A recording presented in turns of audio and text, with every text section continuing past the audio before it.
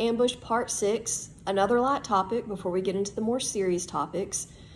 Those are, to me, so serious and heavy in nature that I still want to wait a few days and let some of that sink in as I process that and make sure that I'm proceeding with as much caution and discretion as possible.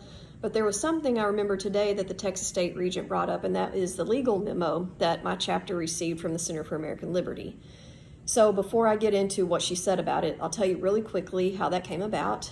And so last year, Michael Knowles of the Daily Wire picked up our story. He is eligible to be in the Sons of the American Revolution, so this is something that's important to him. And he wanted to help us get the word out to other members that we're seeking chapter endorsements for our proposal to amend the national bylaws. Our proposal seeks to close the current loophole that allows for men that self-identify as women to be members of the DAR. So his post on X went viral. Megyn Kelly saw it and she reposted it. It got the attention of Harmeet Dillon, who is a civil rights attorney out of California.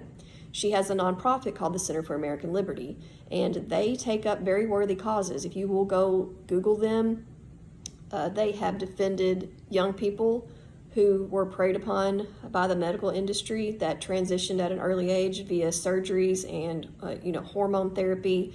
These young people have permanently altered their bodies and their lives, and the Center for American Liberty is helping them find restitution for that. They've also defended the woman who sounded the alarm about the man in the bathroom at the YMCA. So again, very worthy causes. Go look them up. But one thing that you also need to realize is that Harmeet Dillon, though she wasn't at the time that this memo was drafted in January of 2025, she is now the acting Assistant Attorney General for Civil Rights for the United States of America. That's a big deal. So for the Texas State Regent to scoff at that is very unfair, and to characterize them as just a right-wing organization, and then to make sure to read their disclaimer, that we need to make sure that we seek our own legal advice as far as the DAR goes, is just unfair. So I'm going to put links to the memo. Here it is, and let me just show you, signed by Harmeet Dillon. Again, she is the current Assistant Attorney General for Civil Rights for the United States of America. It's a big deal. But what I would say to the Texas State Regent is, where is your legal memo? We have asked over and over for that. And as a matter of fact, at the workshop on Sunday, you said that the DAR was acting on the advice of legal counsel.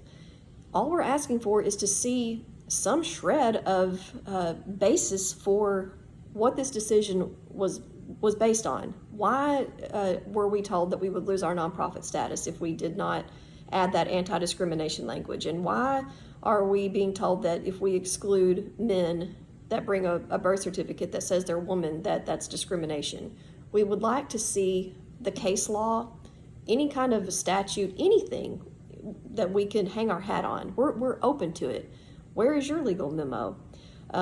And something else I would like to point out is that the DAR, maybe not publicly, but privately recognizes that the things that the Center for American Liberty said in their memo, that they agree with that. They agree that Title II and Title VII of the Civil Rights Act are not applicable to membership eligibility. And this was proven in an internal document that the President General circulated among state and national officers. It's her FAQ.